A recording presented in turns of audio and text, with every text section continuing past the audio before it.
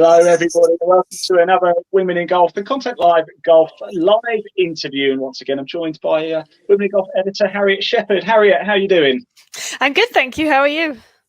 Not too bad, not too bad. Always a pleasure to chat. It's always a pleasure to catch up. And of course, our guest this evening as well, a bit of a superstar off the course, a bit of a teacher, a player. Not only has she played in major events, she's also led them as well. It is, of course, Alex Keighley. Alex, how are you? Yeah, really good. Thank you. Really good. Look, it's a pleasure to have you here with us this evening. Now, you're at Huddersfield Golf Club, aren't you, where you're the head pro? Hello, Alex. Yep. Just lost you again for some reason. That's okay. That's okay. It is live. It does happen. Yeah, I've got you now. Yep, I've got you back. That's fantastic. We're just saying you're the head pro at Huddersfield Golf Club, aren't you? A course I actually know quite well. It's quite a beautiful place, isn't it? It is absolutely stunning. Yeah, it's an old historic building with a championship golf course. So yeah, it's beautiful. I'm very lucky to work here.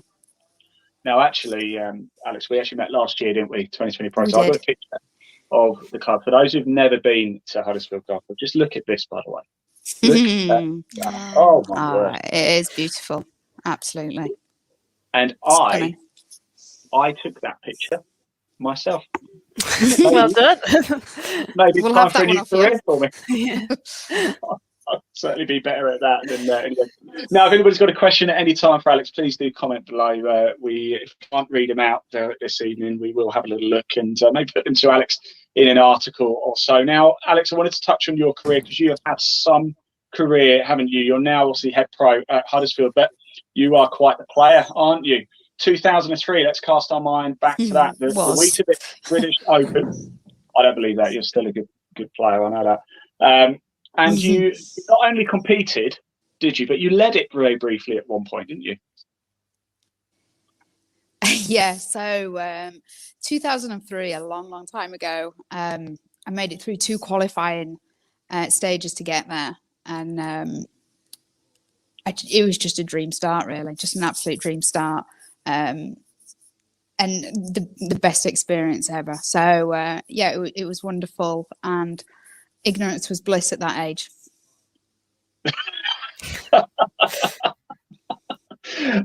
I've gone through during my research. Actually, I was desperate to find a picture of you playing at the 2003, and there was one picture.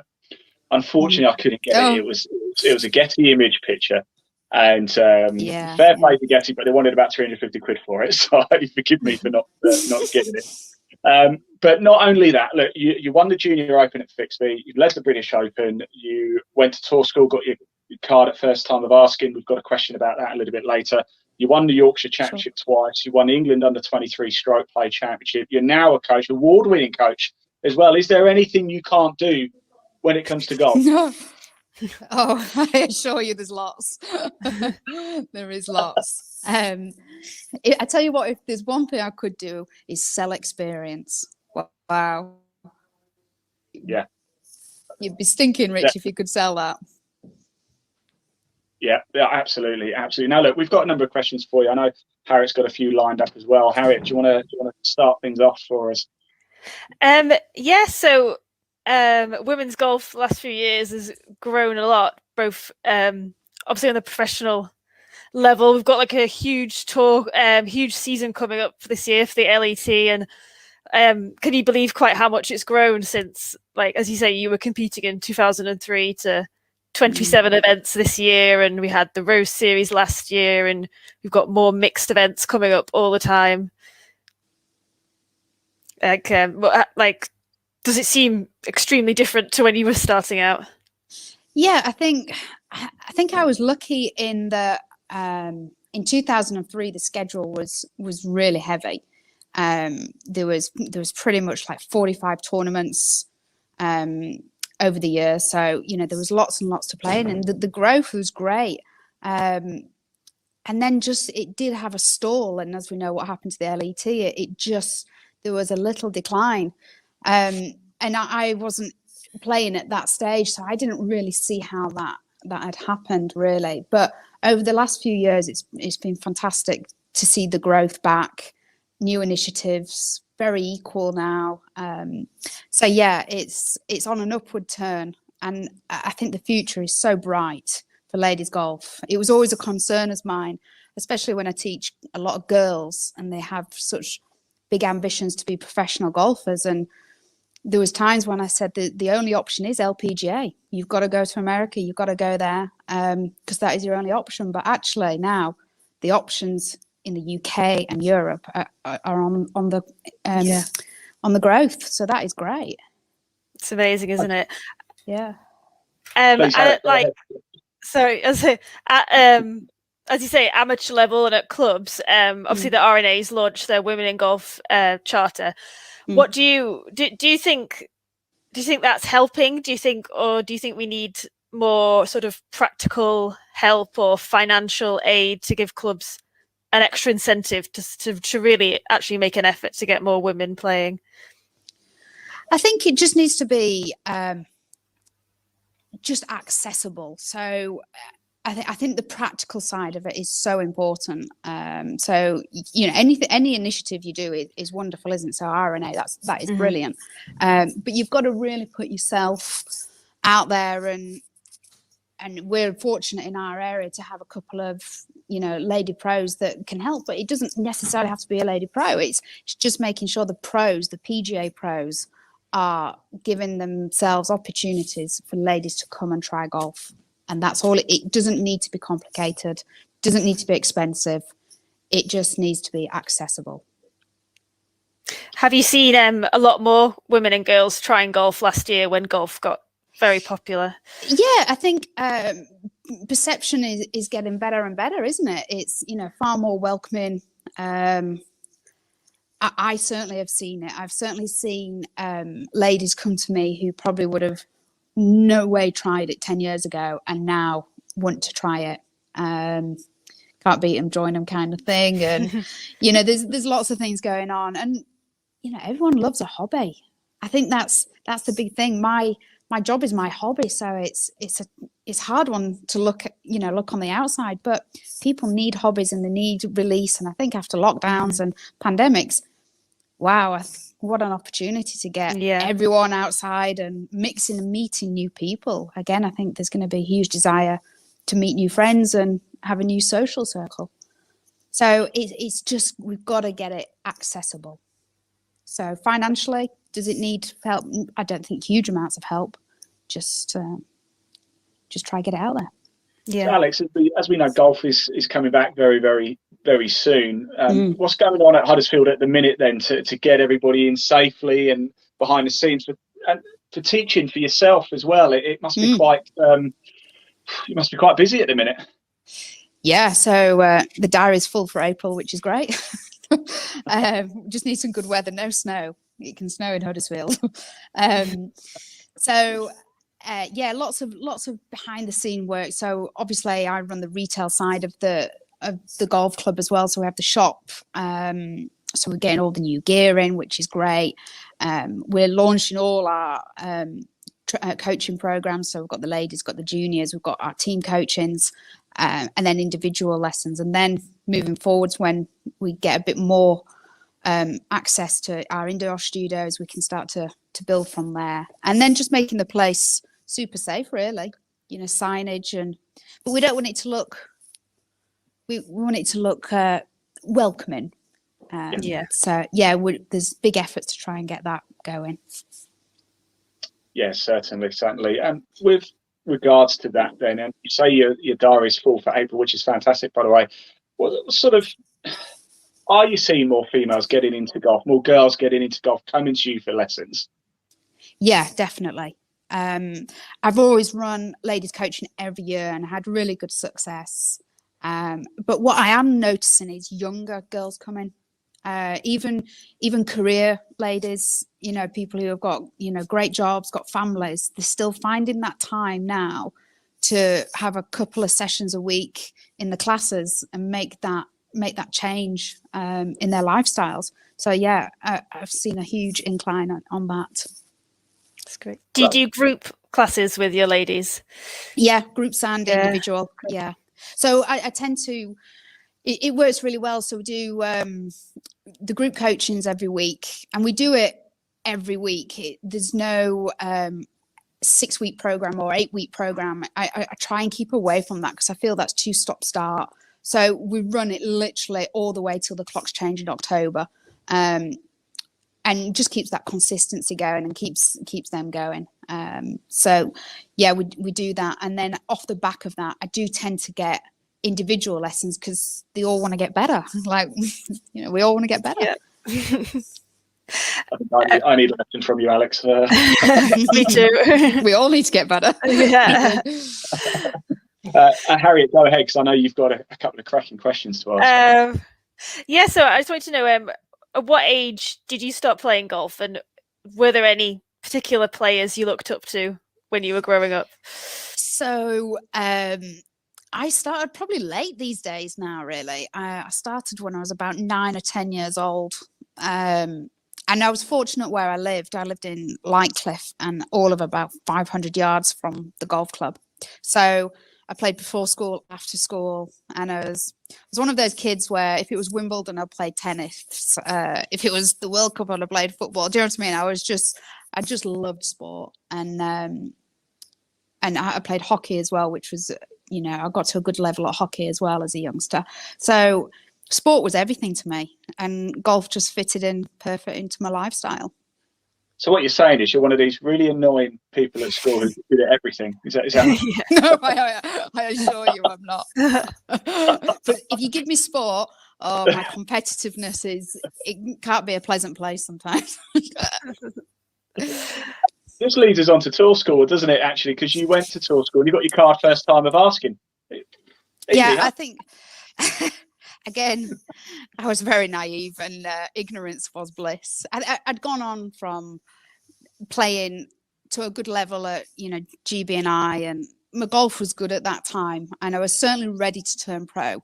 It was certainly a time in my life where I needed to progress and become a bit more independent as well. That was really key. So I went to tour school off the back of playing the Open and winning the English under 23s. So my golf was great.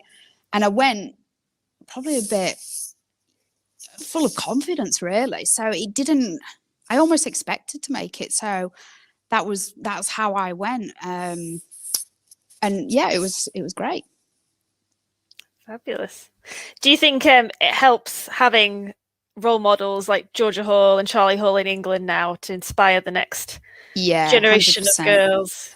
100%, yeah. And, you know, they look cool, don't they? And I think social media is a wonderful thing, so accessible. They can see what they're doing and what they're wearing and what equipment they've got. And yeah, it feels very cool now. I suppose in my day, it wasn't really that cool. I just, I loved just playing and watching golf in the clubhouse. I remember we didn't have Sky or anything like that, and I used to go watch the golf. And I even remember Sunday afternoons with the Open, I wouldn't even watch the winner because I just wanted to go play golf.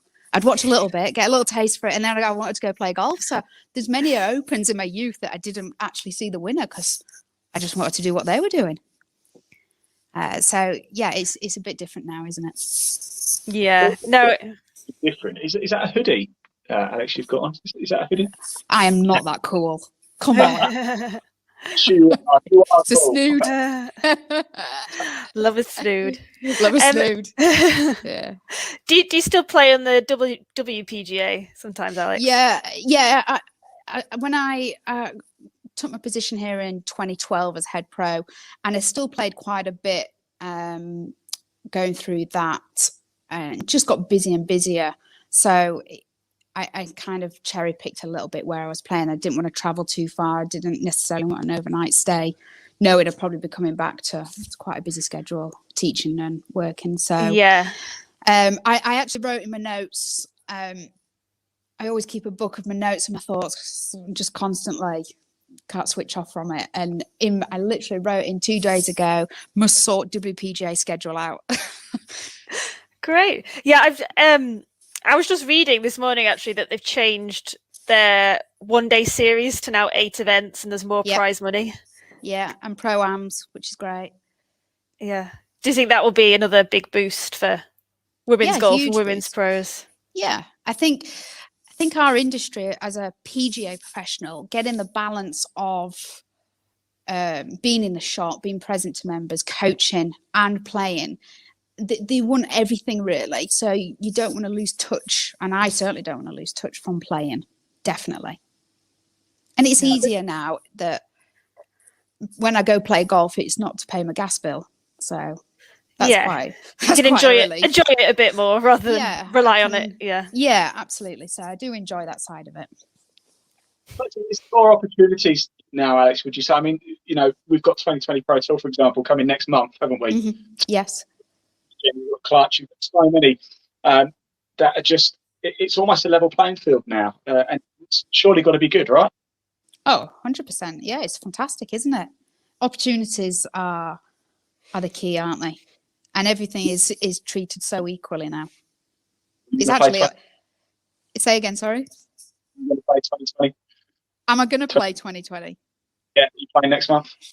Do you know, I'm not, no. I might be a bit scared, to be honest. So you're doing through with me then?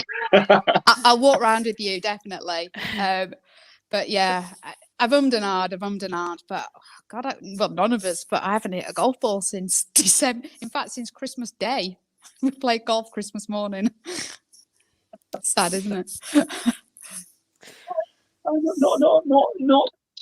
So, Alex, very successful player, successful coach. What do you prefer doing, playing or teaching? Equals, absolute equals. They've both given me wonderful experiences and a lifestyle that I've thoroughly enjoyed. Playing European Tour, traveling the world, everything. Just, it was wonderful and it was right for me at that age. But equally now, I love being at home. I love being in my own bed. I love seeing my family. And I love that normality that I probably didn't have for 15 years. So yeah, equally give me everything that I've wanted. That's big stuff. Where do you think, you know, sort of last-ish question, I suppose, where do you think women's golf's going to be in 5 years' time? 5 years' time, really strong. I think clubs are always changing, and I can see golf clubs having just full equality. There'd be no sections. It'll just be you go play golf. So yeah, I think there'll be big changes, which is great. Alex, do you think one change will be that they'll stop calling the red tees ladies' tees? Because I get a lot of people annoyed with that. Yeah, I can't get too upset about that, to be honest. Yeah. I suppose it's history, isn't it? It's you can refer to lots of things, can't you? And think, oh God, I don't mean that kind of thing. Yeah. So it's red tees, ladies' tees. I'm not that worried. Just tell me where I'm starting and I'm happy. Yeah. I update them so I can play from them. Yeah. So we have a golf course called the Fallon course, which is a blend of the red and the yellow course, which is really, really good idea. And a couple of years ago, we had a little competition and everyone thinks they're going to burn it up because it's going to be a little bit shorter. And it was the opposite. They weren't used to hitting different shots, really. Yeah. The agenda for the year and for you, Alex, obviously plenty of teaching, maybe a little bit. Anything else happening for you this year? No, just busy at work. I've just finished my director of golf with the PGA, so just finalising a few bits and pieces. But I'm just hoping for a busy year at the club. I'm sure you'll have that. Yeah, we'll keep pushing and get those ladies and girls going. That's great. Harriet, do you have any questions for Alex? Do you do girls golf rocks or anything like that at Huddersfield, Alex? We don't do the golf rock. I'm a Yorkshire grassroots girls coach, so I'm down that avenue, really, as it were. And then we have a junior program, which we do more internally, as it were. So kind of our own structure, which we find works well. So it feeds on then to the Yorkshire grassroots. Yeah, perfect. which is great. Seen some talented golfers. Charlotte Heath's one who came through all that. Yeah, amazing. 2020, actually. Yeah, she's in America, Florida State, doing amazing stuff. Any other tips for us, Alex? Who else? Who's a name to watch aside from Charlotte Heath? Charlotte Heath. I mean, we've got some real youngsters. We've got Aaliyah, who super talented, but they're all of 12 years old, so we've got to let them live a little bit. So we've got 3 or 4 that could be really exciting. Did you go and study in America at college? No, I didn't. No, I went. I did my A-levels and then took 4 years out. So I was back in the day. We used to have lottery grants. Do you remember the Olympics funded and golf was part of that? So I was funded for 4 years through that scheme. And the deal with my mum was if I don't go to university, I can have 4 years out, but I had to get a bar job. So I worked in a bar at night. I then got my grant, and after 4 years, got to make a decision. What are you going to do? Probably my last question would be, if any ladies are feeling a bit nervous about their first round back, obviously, as you're saying, many months since we've played golf, what would your advice be to them? Don't worry. It's like riding a bike. It is like you'll surprise yourself. You might not be able to move the next day, but sometimes a rest is not a bad thing. No, absolutely. Very good advice, Alex. Thanks so much for your time. Thanks for having me. See you next month, and anybody who wants to watch that Women in Golf around it and Content Live Golf, hopefully you can see Alex again with me out on the course. Yeah. Absolutely. As well, it's such good fun. We're going to bring more and more of interviews. So thank you very much, and until next time, have a great week. Thank you. Thanks so much, Alex. Thanks, Harriet. Thank you.